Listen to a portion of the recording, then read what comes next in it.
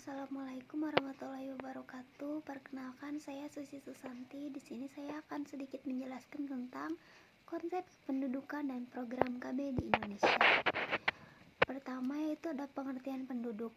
Penduduk atau warga suatu negara atau daerah bisa didefinisikan menjadi dua, yaitu yang pertama, orang yang tinggal di daerah tersebut dan orang yang secara hukum berhak tinggal di daerah tersebut.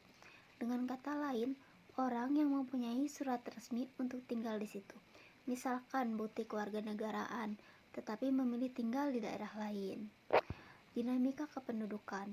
Dinamika penduduk adalah perubahan atau pertumbuhan jumlah penduduk dari waktu ke waktu. Hal ini disebabkan karena adanya peristiwa kelahiran, kematian, dan perpindahan penduduk. Pertumbuhan penduduk secara umum dapat dibedakan menjadi 3 macam, yaitu pertumbuhan alami, pertumbuhan migrasi, dan pertumbuhan penduduk total. Lalu ada faktor-faktor demografik yang mempengaruhi pertumbuhan pendudukan di Indonesia.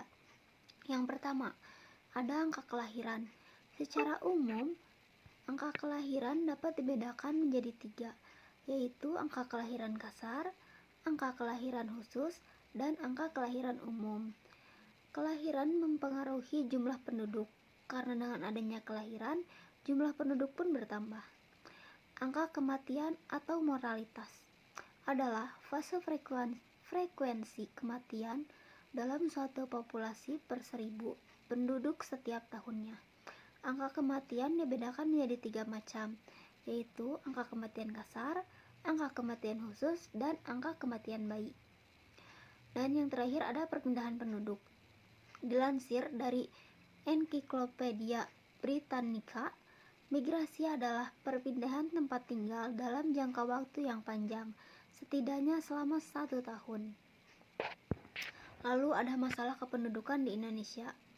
Indonesia saat ini menduduki peringkat keempat sebagai negara dengan jumlah penduduk terbanyak, atau 3,51% penduduk di dunia tinggal di Indonesia. Dengan jumlah penduduk yang banyak, Indonesia mengalami berbagai masalah kependudukan yang hampir sama dihadapi oleh negara-negara berkembang lainnya. Masalah-masalah tersebut antara lain, yang pertama, ada jumlah dan laju pertumbuhan penduduk yang tinggi. Laju pertumbuhan penduduk di Indonesia berdasarkan data tahun 1971 sampai tahun 2000 terus mengalami penurunan yang nyata. Salah satu program kebijakan kependudukan yang diterapkan di Indonesia untuk menekan laju pertumbuhan adalah melalui program keluarga berencana. Dan di situ pula Indonesia sudah memiliki beberapa tempat seperti kampung KB. Yang kedua, persebaran penduduk yang tidak merata. Persebaran penduduk di Indonesia yang tidak merata menyebabkan kepadatan penduduk di Indonesia tidak seimbang. Penduduk Indonesia cenderung terkonsentrasi di Pulau Jawa dan pulau tersebut menjadi pulau terpadat di Indonesia. Contohnya seperti Pulau Jawa Barat, Jawa Tengah, Jakarta, itu penduduknya sangat padat. Yang ketiga ada rendahnya kualitas pendidikan penduduk.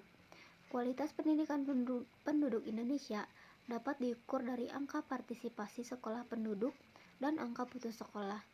Angka partisipasi sekolah adalah proporsi dari keseluruhan penduduk dari berbagai kelompok usia tertentu yang masih duduk di bangku sekolah. Pada tahun 2015, mutu pendidikan di Indonesia berada di 10 negara yang memiliki mutu pendidikan yang rendah. Peringkat tersebut didapat dari Global School Ranking. Lalu ada jumlah dan penyebaran pertumbuhan kepadatan penduduk. Persebaran penduduk merupakan bentuk dari penyebaran penduduk di suatu wilayah. Apakah mereka merata atau tidak? Hal tersebut dapat dilihat dari kepadatan penduduk yang merupakan angka jumlah rata-rata penduduk pada setiap kilometer persegi satu wilayah negara. Ada 3 faktor penyebab persebaran penduduk dan kepadatan penduduk di daerah, yaitu faktor fisiografis, faktor biologis, serta faktor kebudayaan dan teknologi. Dari 6 pulau besar di Indonesia, Pulau Jawa memiliki tingkat kesenjangan persebaran penduduk sebesar 50,70%. Lalu disusul dengan Pulau Kalimantan terbesar kedua, yaitu 22,70%. Tertinggi ketiga berada di Pulau Papua sebesar 20,30%. Pulau Sumatera sebesar 3,90%. Pulau Maluku 3%, dan Pulau Sulawesi memiliki tingkat kesenjangan persebaran penduduk terendah sebesar 2,60%.